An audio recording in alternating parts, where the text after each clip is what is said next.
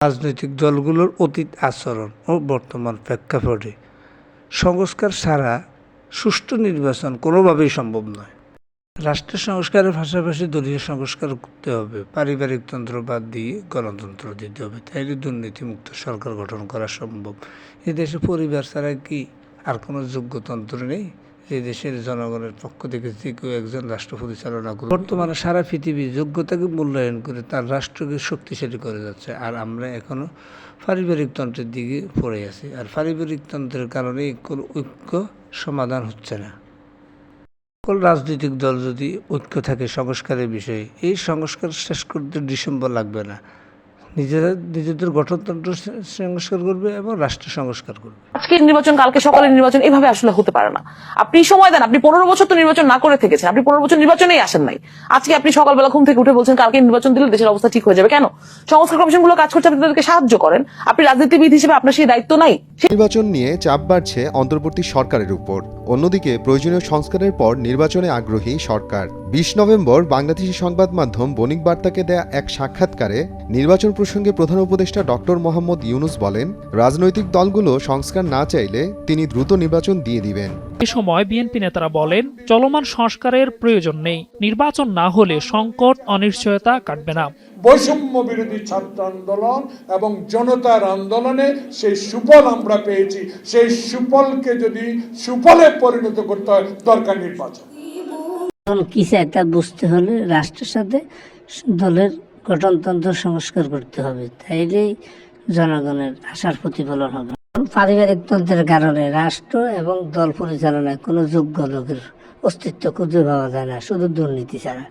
কেমন রাজনীতিবিদ, কোনো নৈতিকতা নেই, কোনো দেশপ্রেম নেই, এগুলো ঠিক করতে হলে সংস্কার জরুরি। যারা রাজনীতি নিয়ে জড়িত তারা তো এখন চাইবো নির্বাচন তাড়াতাড়ি দিলে ওরা মনে করো আবার লুটে ফুটে খাইতে পারবো, কিন্তু আমরা তো লুটে ফুটে খাইতে পারব না।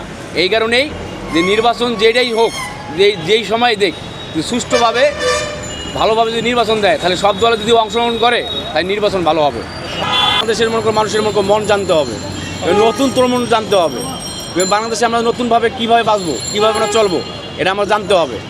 ভয়েস অব আমেরিকার জরিপে দেখা গেছে 61.1% মানুষ মনে করেন আগামী 1 বছরের মধ্যেই নির্বাচন হওয়া উচিত। অন্যদিকে বেশিরভাগ মানুষ 65.9% বিশ্বাস করেন সব প্রয়োজনীয় সংস্কার শেষ করার পরেই নির্বাচন হওয়া উচিত। 8% মানুষ চান 4 বছর বা তার বেশি সময় পর নির্বাচন। গুরুত্বপূর্ণ আরেকটি প্রশ্ন হলো, শুধুমাত্র নির্বাচনী সংস্কারই হবে নাকি বিচার বিভাগ, অর্থনীতি, সংবিধান সহ বৃহৎ সংস্কারগুলো শেষ করা জরুরি? 31.9% মানুষ জরুরি নির্বাচনী সংস্কারের পক্ষে, কিন্তু বাকিরা মত দিয়েছেন বড় ধরনের সংস্কারের। ডক্টর ইউনূসকে আপনারা যেতে দেবেন না, তাকে ধরে রাখেন, তাকে কাজ করার সুযোগ দিন।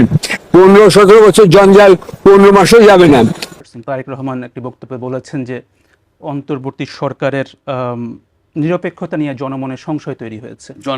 ওনার মনে সন্দেহ হয়েছে কিনা এটা হলো কথা। নির্বাচন যত দেরি হবে তত ষড়যন্ত্র বৃদ্ধি পাবে। শেখ হাসিনার ফ্যাসিস্ট সরকার তো আপনাকে গণতান্ত্রিক স্পেস দেয় নাই। আপনি আপনার পার্টি চালাইতে পারছেন, পারেন নাই। আপনি মিছিল করতে পারছেন, পারেন নাই। মিটিং করতে পারছেন, পারেন নাই। কাউন্সিল করতে পারছেন, পারেন নাই। আপনার নেতারা কি ভোটে আসছে আপনার পার্টির লোকের? আসে নাই। তা আপনার পার্টি সংস্কার করেন। এখন আপনি পার্টির সংস্কার না করে নির্বাচনে গেলে কি গণতন্ত্র দিবেন আমারে? পার্টির কাউন্সিল করি, একটা ভালো ডেমোক্রেসি আনি, ভালো লিডারশিপ আসি, তারপর আমি নির্বাচনে যাই। আমার সমস্যা কোথায়? সাক্ষাৎকারে উপদেষ্টা নাহিদ ইসলাম বলেছেন, বিএনপি দ্রুত নির্বাচনের জন্য যতই চাপ দিক না কেন, সংস্কার কমিশনের কাজের উপর ভিত্তি করেই নির্বাচনের দিকে এগোবে সরকার। এতদিন ধরে বিএনপি এক ধরনের আওয়ামী পুনর্বাসনের ইঙ্গিত দিচ্ছিল যে তারা এই ব্যাপারে পজিটিভ, তারা আওয়ামী লীগকে ইলেকশনে চায়। কিন্তু এই রিপোর্টের পরে আমি জানি না বিএনপির নেতারা কোন মুখ নিয়ে জনগণকে বলবে যে আমরা আওয়ামী লীগকে নির্বাচনে চাই। আমরা বলতে চাই, এই সমাবেশ থেকে এবং সকল সমাবেশ থেকে আমরা দেখেছি বারংবার দাবি উঠেছে বিচারের এবং সংস্কারের। আমরা দেখেছি কিছু অপশক্তি বিচার এবং সংস্কারের মুখোমুখি দাঁড়া করাতে চায় নির্বাচনকে। আমরা বলেছি নির্বাচনের বিপক্ষে আমরা নই। বিএনপির হাতে যদি আবারও ক্ষমতায় থাকে কিচ্ছু পরিবর্তন হবে না, হবে না, হবে না।